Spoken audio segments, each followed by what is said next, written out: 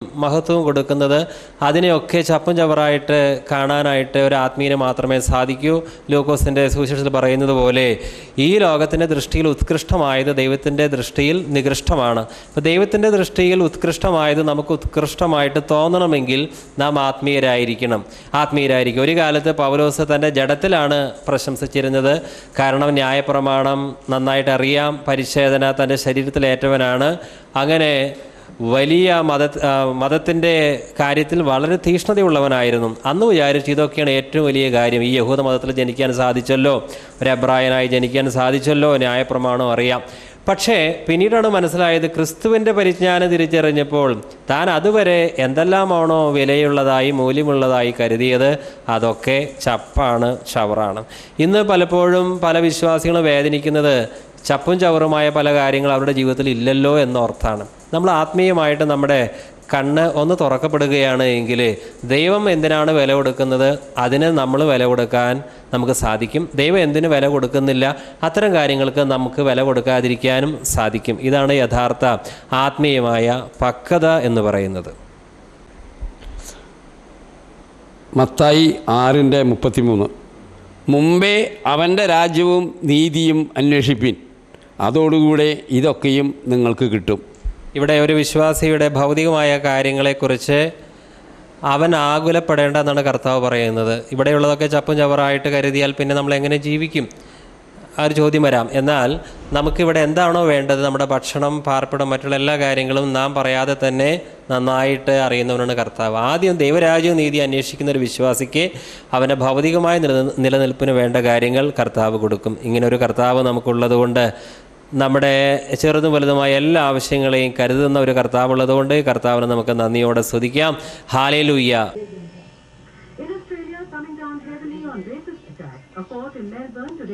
നാമത്തിന് മഹത്വം ഉണ്ടാകട്ടെ. ഇപ്പോൾ ഗലാത്യ 3:3 പറയുന്നത് ആത്മാവ് കൊണ്ട് ആരംഭിച്ചിട്ട് ജഡം കൊണ്ടാണോ അവസാനിപ്പിക്കുന്നത്? ഇതിന് നല്ലൊരു ഉദാഹരണമാണ് ശലോമോൻ്റെ ജീവിതം. അദ്ദേഹം തുടക്കത്തിൽ ഒരു ആത്മീയനായിരുന്നു. ദൈവം തന്നെ നേരിട്ട് പ്രത്യക്ഷപ്പെട്ട് എന്ത് വരം വേണമെന്ന് ചോദിക്കുമ്പോൾ ഈ സമ്പത്തൊന്നും ചോദിക്കാതെ അറിവും ജ്ഞാനവുമാണ് ശലോമോൻ ചോദിക്കുന്നത്. ദൈവം അവനിൽ പ്രസാദിച്ച് അവന് അറിവും ജ്ഞാനവും മാത്രമല്ല ധാരാളം സമ്പത്തും കൊടുത്തു. അധികാരം അവന് ധാരാളം വന്നു. പിന്നീട് ഈ സമ്പത്തും മറ്റ് സമൃദ്ധികളും ഒക്കെ ഉണ്ടായപ്പോൾ അവൻ ധാരാളം ഭാര്യമാരെ വിവാഹം കഴിച്ചു. അങ്ങനെ പിന്നീട് അവൻ്റെ മനസ്സ് ദൈവത്തിൽ നിന്ന് അകന്നു പോവുകയും അവൻ വിവാഹം കഴിച്ച ഈ സ്ത്രീകൾ അവനെ അന്യദൈവങ്ങളിലേക്ക് കൊണ്ടുപോവുകയും ചെയ്തു. അങ്ങനെ അവൻ തൻ്റെ ഭാര്യമാരുടെ ദൈവങ്ങൾക്ക് വേണ്ടി ഓരോ വിഗ്രഹാലയവും പണിയാൻ ഇടയായിത്തീർന്നു. ആത്മാവ് കൊണ്ട് ആരംഭിച്ചവൻ ഇപ്പോൾ ജഡം കൊണ്ട് അത് അവസാനിപ്പിക്കുകയാണ് ചെയ്തത്. നമ്മുടെ ജീവിതത്തിലും ദൈവത്തിൻ്റെ ആത്മാവിൽ നിന്ന് നാം ആരംഭിക്കുന്ന ചില കാര്യങ്ങൾ പിന്നീട് ജഡം കയറി വന്ന് അതാകെ നശിപ്പിക്കാൻ സാധ്യതയുണ്ട്. ശലോമോൻ്റെ ജീവിതത്തിൽ ധാരാളം പണം, അധികാരം, അതുപോലെ തന്നെയുള്ള ലൗകികമായ കാര്യങ്ങൾ ആസ്വദിക്കാനുള്ള ധാരാളം അവസരം അവന് കിട്ടിയപ്പോൾ അറിയാതെ അവൻ്റെ മനസ്സ് ദൈവത്തിൽ നിന്ന് അകന്നുപോയി. മാത്രമല്ല ഇസ്രായേലിൻ്റെ ആദ്യത്തെ മനോഹരമായ ദേവാലയം സൃഷ്ടിച്ച ഈ ശലോമോൻ തന്നെ ഇപ്പോൾ ആ യെരുശലേമിന് നേരെ എതിരായി ഈ വിഗ്രഹങ്ങൾക്കുള്ള ദേവാലയങ്ങളും പണി കഴിപ്പിക്കുകയാണ്. ഇതാണിന്ന് പലരുടെ ജീവിതത്തിൽ കാണുന്നത്. തുടക്കത്തിൽ വളരെ ആത്മീയരായി, വളരെ സ്വത്തുമോഹമില്ല, ജഡികാസക്തികളില്ല, വളരെ വിശുദ്ധിയിലും ദൈവത്തെ ആത്മാർത്ഥമായ ഹൃദയത്തോടെ പിൻപറ്റുന്ന പലരും പിന്നീട് ഈ ലോകമോഹങ്ങളിലേക്കും സ്വത്തിലേക്കും ഒക്കെ വഴുതി വീണ് പിന്നെ അവർ ശലോമോനെ പോലെ ഹൃദയം കൊണ്ട് ദൈവത്തെ പിന്മാറുകയാണ് ചെയ്യുന്നത്. റോമാലേഖനത്തിൽ നിന്ന് ചില വാക്യങ്ങൾ നമുക്ക് ശ്രദ്ധിക്കാം.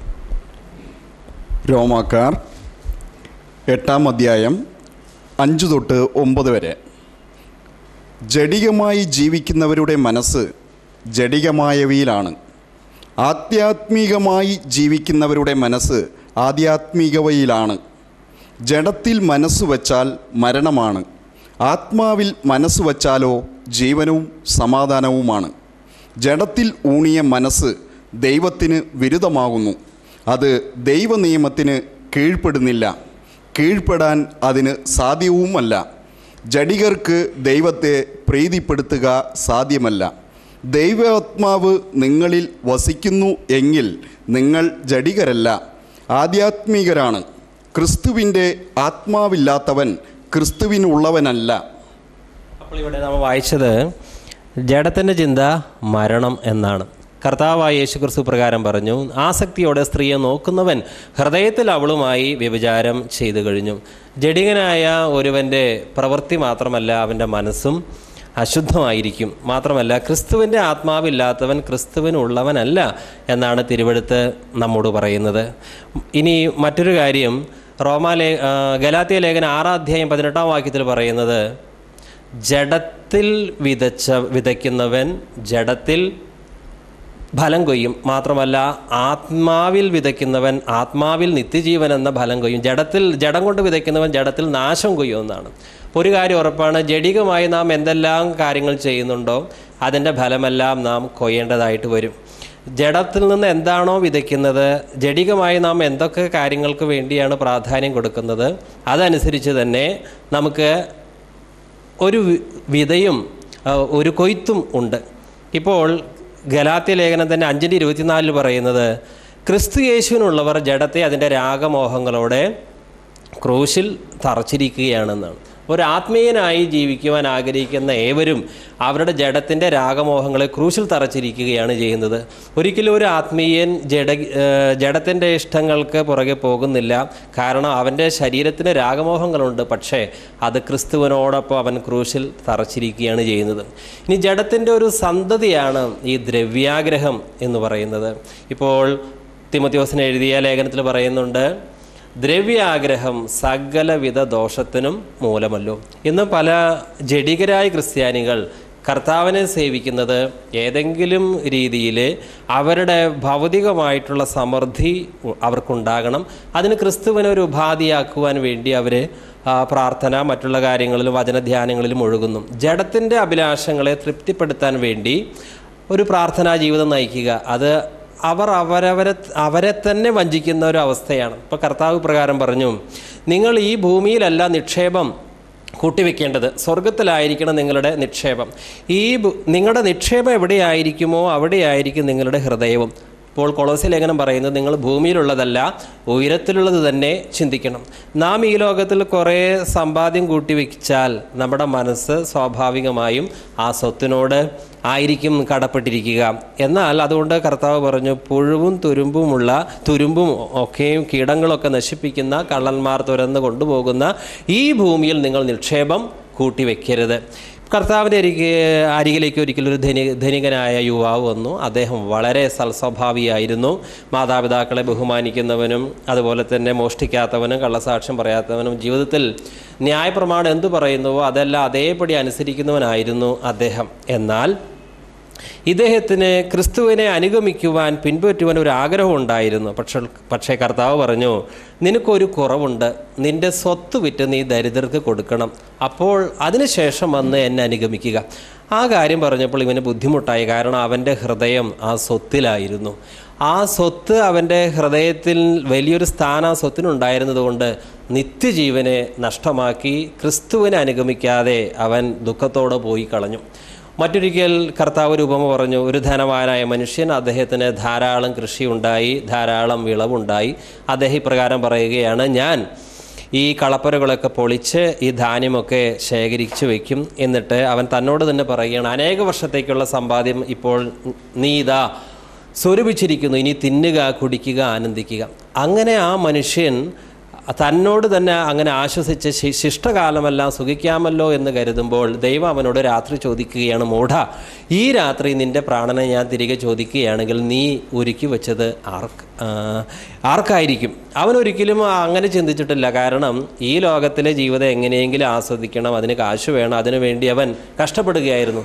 അങ്ങനെ തീർച്ചയായിട്ടും അവൻ കൃഷിയിലും അവൻ്റെ സമയവും അധ്വാനവും ഒക്കെ അതിനായി മാറ്റിവെച്ചിട്ടുണ്ടാകാം.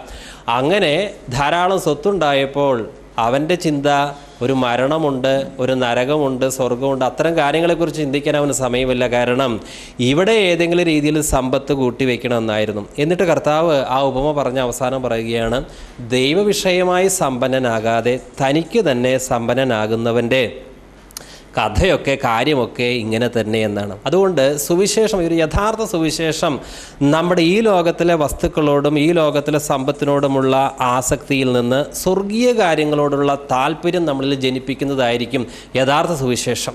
അല്ലാത്തതൊക്കെ ഈ ഭൂമിയിലേക്ക് ഇതിലത്തെ വസ്തുക്കളോട് കൂടുതൽ ആസക്തി ജനിപ്പിക്കുന്നതൊന്നും യഥാർത്ഥമായിട്ടുള്ളതല്ല. കാരണം വചനം പറയുന്നത് ഇങ്ങനെയാണ്, ലോകത്തെയും അതിലെ വസ്തുക്കളെയും സ്നേഹിക്കരുത്.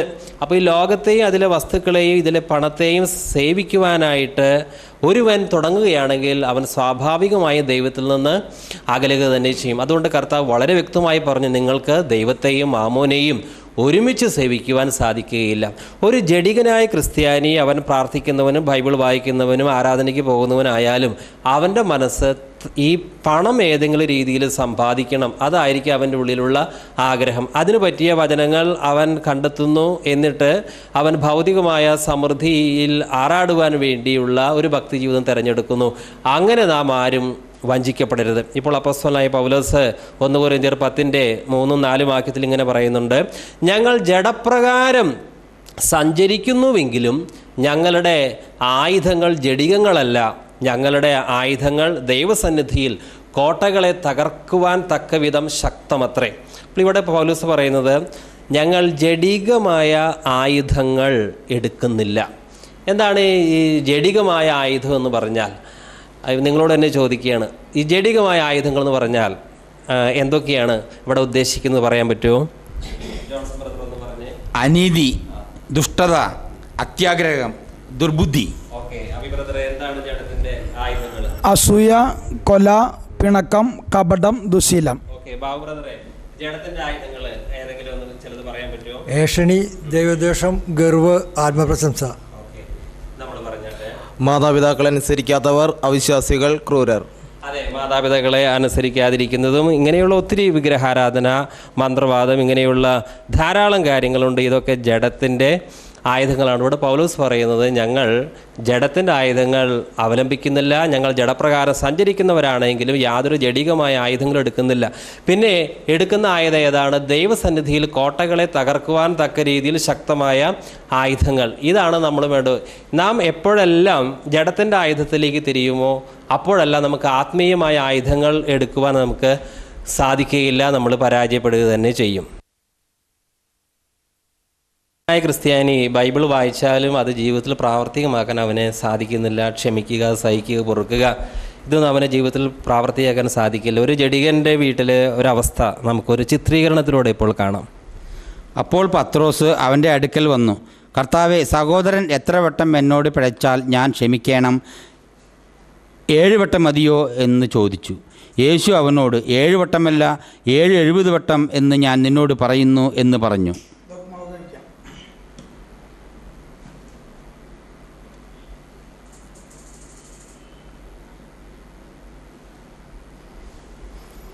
ഇതിൽ ഉപ്പുമില്ല, മിളകുമില്ല, ഒന്നുമില്ല. എത്ര കൊല്ലമായി നീ എനിക്ക് കടി വെച്ച് തന്നു തുടങ്ങിയിട്ട്. ഒരു ജഡികനായ ക്രിസ്ത്യാനി കൺവെൻഷന് പങ്കെടുക്കുന്നു, ദൈവത്തിൻ്റെ വചനം ധാരാളമായിട്ട് കേൾക്കുന്നു. ഇപ്പോൾ ഇതാ ഭക്ഷണം കൊടുക്കുന്ന സമയമായി. മറ്റുള്ളവരൊക്കെ നേരത്തെ തന്നെ ക്യൂവിൽ നിൽക്കുന്നുണ്ട്. പക്ഷേ ഇദ്ദേഹത്തിന് അത്രയും കാത്തു നിൽക്കാൻ ക്ഷമയില്ല. ഉടനെ തന്നെ മുന്നിലേക്ക് കടന്നു വന്ന് ഇടിച്ച് കയറുകയാണ് ചെയ്യുന്നത്. ഒരു ജഡികൻ്റെ സ്വഭാവം ശ്രദ്ധിക്കുക. ഒരു ജഡികൻ ബസ് കയറാൻ നിൽക്കുന്നൊരു രംഗമാണ് നമ്മുടെ കാണുന്നത്. അദ്ദേഹത്തിന് ഒട്ടും ക്ഷമയില്ല. അദ്ദേഹം എങ്ങനെയാണ് ബസ്സിലേക്ക് കയറുന്നതെന്ന് നമുക്ക് ഇപ്പോൾ കാണാം.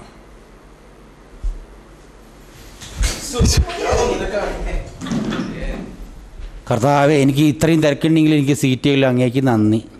ബൈബിളൊക്കെ പഠിച്ചിട്ട് ഇങ്ങനെയാണ് ഒരു സീറ്റിന് വേണ്ടി നിൽക്കുന്ന എത്ര പ്രായമായിട്ടുള്ള ആൾക്കാർ. ഒരു ജഡികൻ റെയിൽവേ സ്റ്റേഷനിൽ ടിക്കറ്റ് റിസർവേഷന് വേണ്ടി നിൽക്കുമ്പോൾ ഉണ്ടാകുന്ന അനുഭവം ആണ് നാം ഇവിടെ ഇപ്പോൾ ചിത്രീകരിക്കുന്നത്. ക്ഷമയില്ലാതെ അവൻ എന്തൊക്കെയാണ് ചെയ്യുന്നതെന്ന് നമുക്ക് ശ്രദ്ധിക്കാം.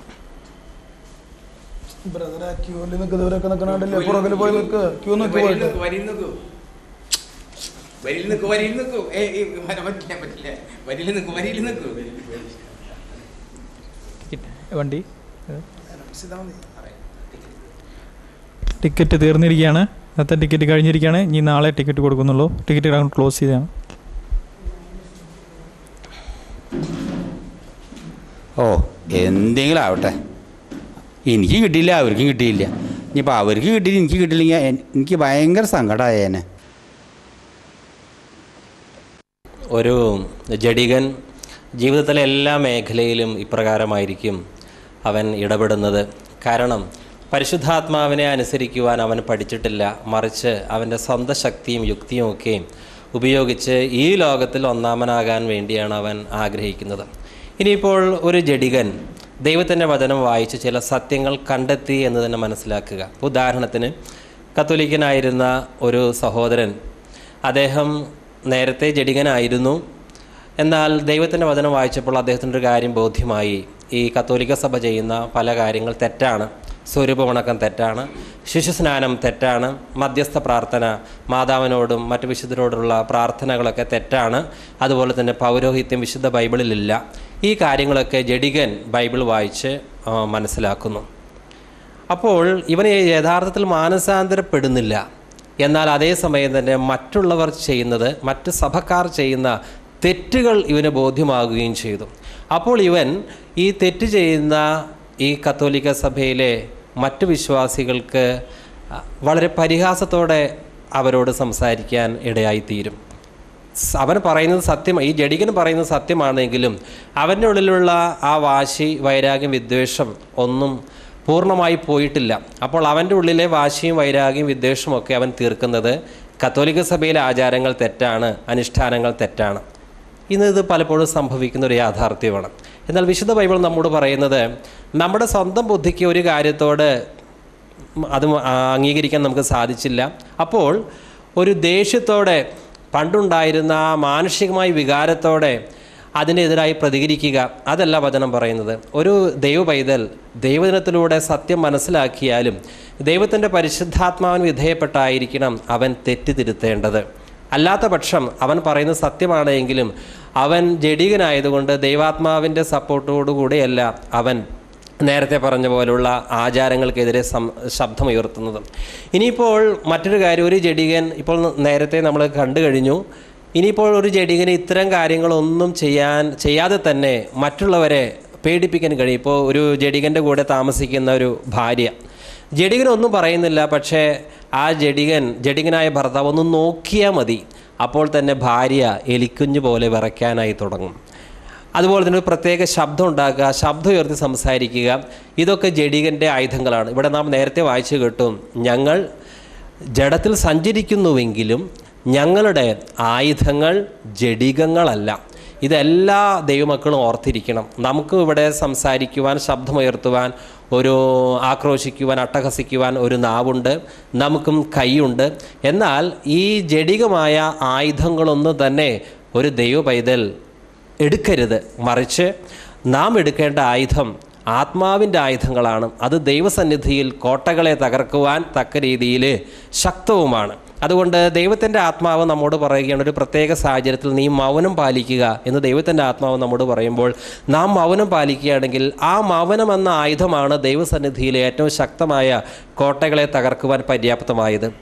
ഇപ്പോൾ നാം ഒരു കാര്യത്തിൽ പ്രത്യേകമായ ഒരു നഷ്ടം അനുഭവിച്ചു. അപ്പോൾ ദൈവത്തിൻ്റെ ആത്മാവ് പറയുകയാണ്, നീ കേസ് കൊടുക്കാൻ പോകരുത്, നീ അവനെതിരായിട്ട് ശബ്ദം ഉയർത്താൻ പോകരുത്, നീ ഇത് ശാന്തമായിട്ട് സഹിക്കണം. അപ്പോൾ ആ വ്യക്തി അപ്രകാരം സഹിക്കുകയാണെങ്കിൽ ആ സഹനമാണ് ഈ എല്ലാ ആയുധങ്ങളെക്കാളും വലുത്. ഇപ്പോൾ സാധാരണയായിട്ട് ഒരു ജഡികൻ തൻ്റെ ചുറ്റുഭാഗത്ത് താമസിക്കുന്നവരുമായി നല്ല ബന്ധം പുലർത്താൻ അവന് സാധിക്കുകയില്ല. ഇപ്പോൾ സാധാരണ ഈ ജഡികരായ ചിലരെ വിശ്വാസത്തിലേക്ക് വന്നു, സ്നാനപ്പെട്ടു എന്ന് കരുതുക. അവർ ജഡികരാണ് എങ്കിൽ വല്ലാതെ ബഹളം വയ്ക്കുന്നു, പ്രാർത്ഥിക്കുന്നു, ശബ്ദം ഉയർത്തുന്നു. അപ്പോൾ അയൽപ്പക്കക്കാർ പറയുകയാണ്, ഒന്ന് ശബ്ദം കുറച്ചുകൂടെ, കാരണം ഞങ്ങളുടെ മക്കളൊക്കെ SSLCക്കൊക്കെ പഠിക്കുകയാണ്, നിങ്ങളുടെ ശബ്ദമൊക്കെ കാരണം ഞങ്ങൾക്ക് പഠിക്കാൻ പറ്റുന്നില്ല. അപ്പോൾ ജഡികരാണെങ്കിൽ അവർ ഒന്നുകൂടി പ്രാർത്ഥനയുടെയും സ്തുതിയുടെയും പാട്ടിൻ്റെയും ഒച്ച കൂട്ടും. കാരണം എന്താ ഇപ്പോൾ അവർക്കത് പറയാൻ, ഞങ്ങൾക്ക് ആരാധന സ്വാതന്ത്ര്യം ഉണ്ടല്ലോ, ഞങ്ങളുടെ ദൈവത്തെ സ്തുതിക്കുവാനായിട്ട് ഇവരെന്തുകൊണ്ടാണ് തടസ്സം സൃഷ്ടിക്കുന്നത് എന്ന് വെച്ചാൽ ദൈവത്തെ ഉറക്കെ സ്തുതിക്കരുതെന്നോ ആരാധിക്കരുതെന്നോ എന്നും ഒന്നുമല്ല അതിൻ്റെ അർത്ഥം. മറിച്ച് ഒരു ജഡത്തിൻ്റെ ഒരു യുക്തിയിൽ മറ്റുള്ളവർക്ക് ഞങ്ങൾ ഒട്ടും കീഴ്പ്പെടില്ല ഞങ്ങൾ ഞങ്ങളുടെ ദൈവത്തെ ഞങ്ങളുടെ സകല മിടുക്കോടും കൂടെ തന്നെ ഒരു ശക്തി പ്രകടനത്തിന് കാഴ്ചവെക്കുക എന്നുള്ള രീതിയിൽ ഒരു തികച്ചും ആത്മീയമല്ലാത്ത രീതിയിൽ മുന്നോട്ട് പോകും.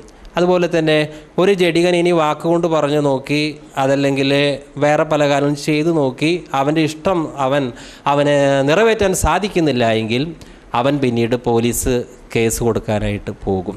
ഒരു ജഡികൻ്റെ കൂടെ താമസിക്കുന്ന ഒരു ഭാര്യയ്ക്ക് ഭയങ്കര ദുരിതമായിരിക്കും. എന്നാൽ ആ ഭാര്യ സഹോദരി വളരെ താഴ്മയോടെ എളിമയോടെ കർത്താവെ ഇത് സഹിക്കാനുള്ളൊരു കൃപ എനിക്ക് തരണമെന്ന് പ്രാർത്ഥിച്ചാൽ തീർച്ചയായും ആ സഹോദരിയെയും ദൈവം കൈവിടുകയില്ല. അതുപോലെ ഒരു ജഡികനായ ക്രിസ്ത്യാനിയുടെ കൂടെ താമസിക്കുന്ന മക്കൾക്കും ഭയങ്കര പ്രയാസമായിരിക്കും. എന്നാൽ ആ മക്കൾ ദൈവകൃപയുള്ളവരാണ് എങ്കിൽ ആ ജഡികനായ അപ്പച്ചനെയും ഉൾക്കൊള്ളുവാൻ അവർക്ക് സാധിക്കും. ജഡികനും പ്രാർത്ഥിക്കാറുണ്ട്. ഒരു ജഡികൻ്റെ പ്രാർത്ഥന പ്രകാരമാണെന്ന് നമുക്കിനി ശ്രദ്ധിക്കാം. കർത്താവേ, ഈ ഭൂമിയിൽ എനിക്ക് സുഖമായി ജീവിക്കണം നാഥാ. മരിച്ചാൽ എനിക്ക് സ്വർഗം തരണേ.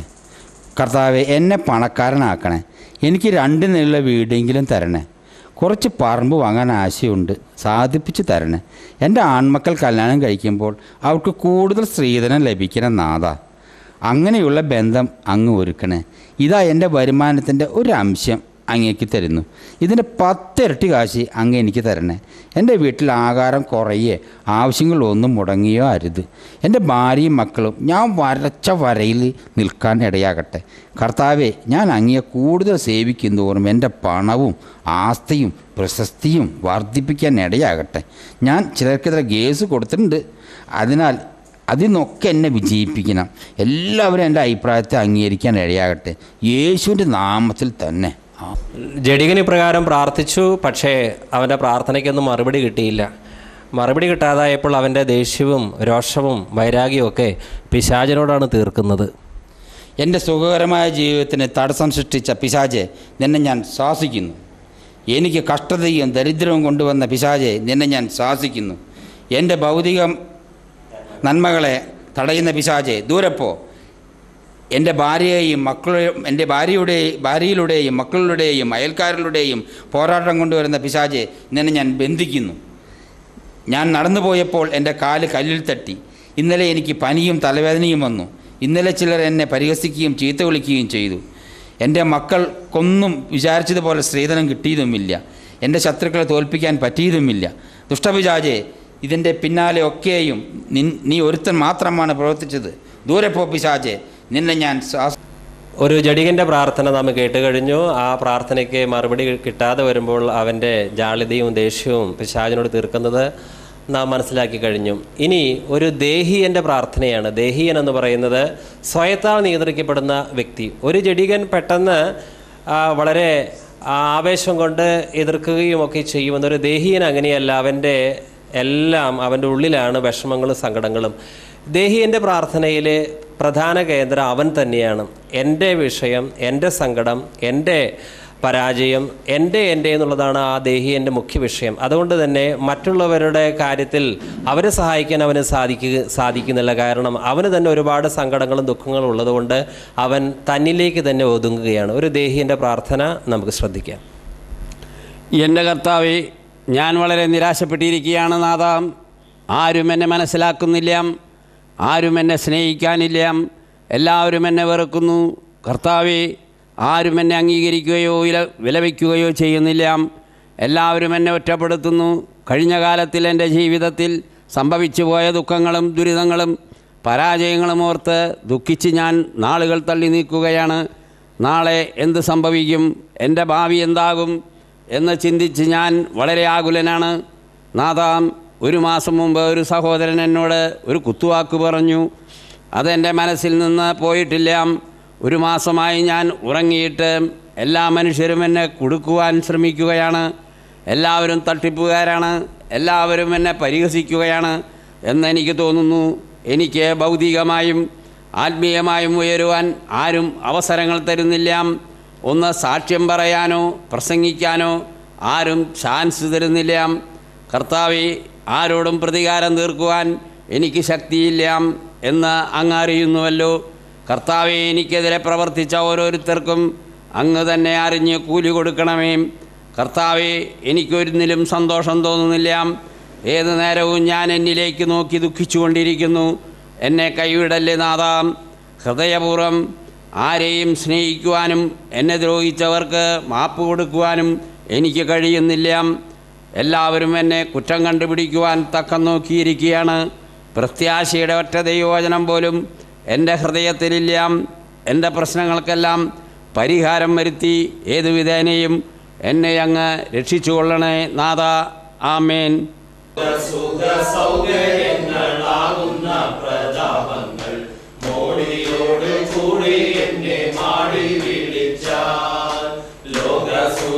സൗകര്യങ്ങളാകുന്ന പ്രതാപങ്ങൾ മോടിയോട് കൂടെ എന്നെ മാടി വീഴിച്ച സുന്ദര മനോഹര നിന്നെ പിരിഞ്ഞി ലോകയ പ്രാകൃതരം ജാനന്മാരെ വാഴിക്കുമോ വത്സര മണ്ണെ പ്രതി മാണിക്യം തെളിയുകില്ല ഞാൻ ഈ മണ്ണെ പ്രതി മാണിക്യം തെളിയുകില്ല ഞാൻ വെള്ളത്തിൻ ഭൂമിയില പോലെ മിന്നി വിളങ്ങിടുന്ന ചെടികൾ സുഖങ്ങൾ എന്നെ എതിരേൽക്കുകയിൽ വെള്ളത്തിൻ ഭൂമിയില പോലെ മിന്നി വിളങ്ങിടുന്ന ചെടികൾ സുഖങ്ങൾ എന്നെ എതിരേൽക്കുകയിൽ സുന്ദര മനോഹര നിന്നെ പിരിഞ്ഞ് ലോകയാത്ര ജാനന്മാരെ വായിക്കുമോ വത്സര ഈ മണ്ണെ പ്രതി മാണിക്യം വെടിയുകില്ല ഞാൻ ഈ മണ്ണെ പ്രതി മാണിക്യം വെടിയുകില്ല ഞാൻ എൻ പ്രിയനെ പോൽ സുന്ദരനായ ആരെയും ഞാൻ ഉലകിൽ കാണുന്നില്ല മേലാലും ഞാൻ കാണുകയില്ല എൻ പ്രിയനെ പോൽ സുന്ദരനായ ആരെയും ഞാൻ ഉലകിൽ കാണുന്നില്ല മേലാലും ഞാൻ കാണുകയില്ല സുന്ദര മനോഹര നിന്നെ പിരിഞ്ഞി ലോകയാത്ര സാഗരം ജാനന്മാരെ ഭരിക്കുമോ വത്സര ഈ മണ്ണെ പ്രതി മാണിക്യം വെടിയുകില്ല ഞാൻ ഈ മണ്ണെ പ്രതി മാണിക്യം വെടിയുകില്ല ഞാൻ വെള്ളത്തിൻ കുമിള പോലെ മിന്നി വിളങ്ങിടുന്ന ചെടികൾ